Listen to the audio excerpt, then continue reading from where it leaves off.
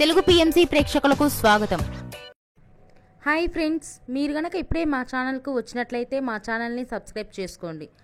Subscribe చేయడంతో పాటు పక్కనే ఉన్న బెల్ ఐకాన్ని క్లిక్ చేయండి.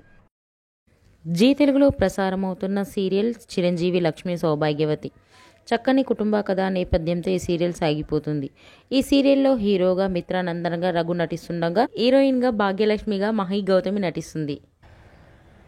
మీ మిత్రకు సంబంధించిన కొన్ని లేటెస్ట్ ఫొటోస్ని ఇప్పుడు మనం కూడా చూసేద్దాం.